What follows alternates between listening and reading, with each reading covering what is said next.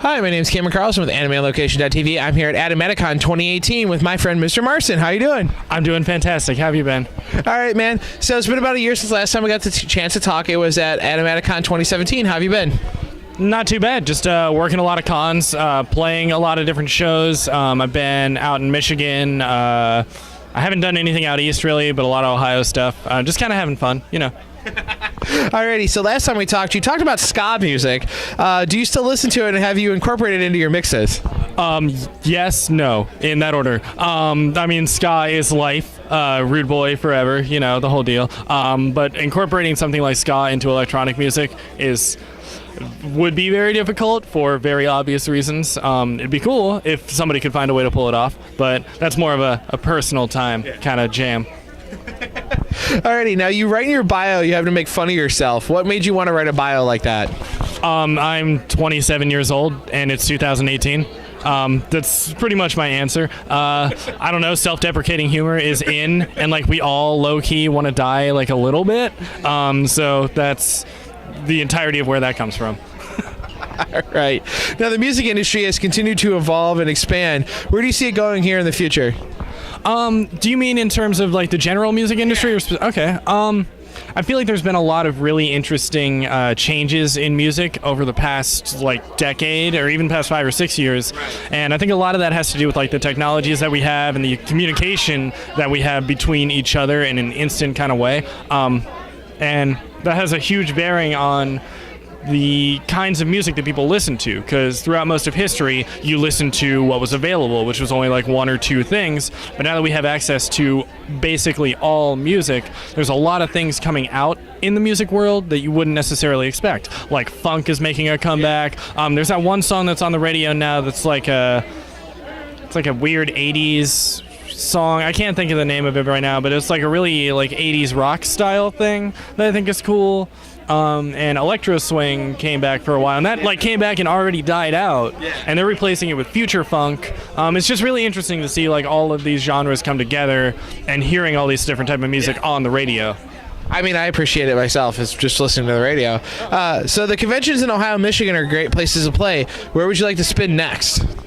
Oh man, I definitely want to do some stuff out east a little bit. I go to KatsuCon every year. That's one I'd really like to play. But they also book like big time producers and stuff like that. And then I don't know, I can't think of any dream cons really. I've played all the ones I ever wanted to already. Like I already did it. You know, I played OhioCon this year, and that was like my end goal. I was like, man, if I can play OhioCon, that's it. You know, that's all I need. And now I did it, and I'm like, okay, I'm just gonna ride this out, I guess.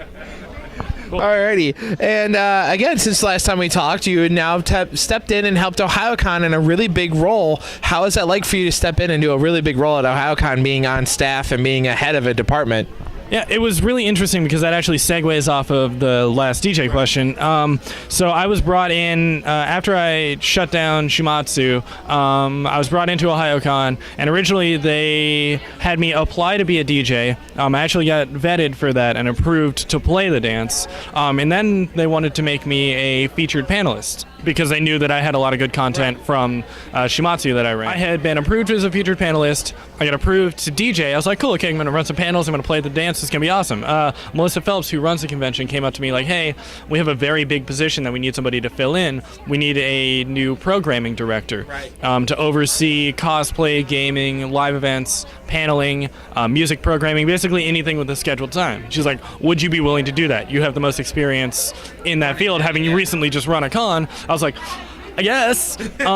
So it was really weird because at one point during Ohio, I got called out. Somebody was like, how can you run programming and book yourself as a DJ? And I'm like, whoa, I got booked first. I got like vetted the whole thing. Like I was approved, and then I got the position. Like I would never book myself for anything.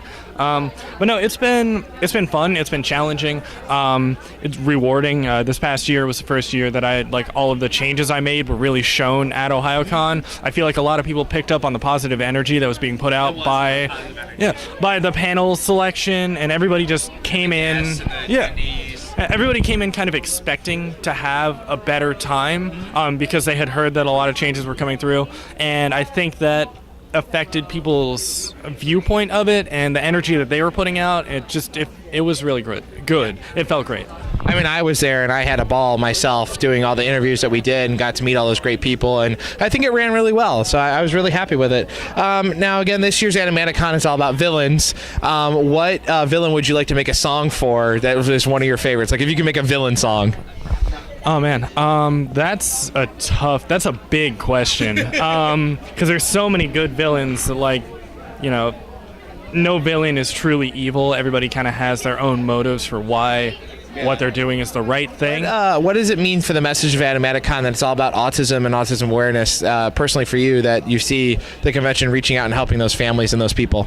I know a lot of people in this community are somewhere on the spectrum. I don't know what that is about this community that's able to bring these kinds of people together, but I think it's maybe it's because we're very accepting as a people. We know that our interests aren't necessarily something that the average person likes, and we're more willing to accept fans of all kinds. And I think it's really cool that this con is, they're not doing the whole fight for a cure for autism thing. They're actually trying to do autism acceptance and understanding, because with the Autism Speaks thing and curing autism, that's not the way we need to be going about it. So I think the way Animatic is handling it is really cool, to be able to create an event that is easier for people on the spectrum to be able to attend, with things like the sensory dance that I'm doing later tonight. Nice. They incorporated the sensory safe dance. No, we're doing that tonight. It's gonna be the lights are gonna be pointing at the ceiling, doing like a slow fade thing, and it's really neat for people who like electronic music but can't go to the dances because of the flashing lights and the shaking bass, and like all of these little things you don't think of when you don't have sensory issues. But no, I just think it's really great to have this kind of event. Yeah. And you want to follow up with your villain?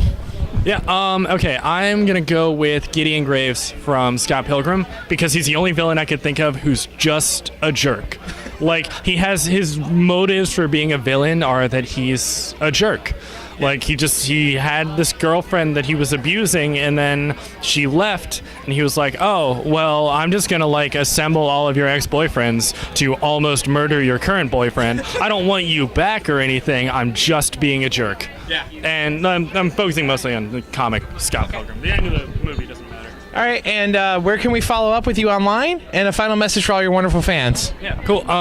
So Facebook, just look up Marson, Marson Music, maybe. One of them will pop up. I get the little Fox logo thing. Mixcloud, same deal, Marson. And to all three of my fans, I'll see you in like an hour at lunch.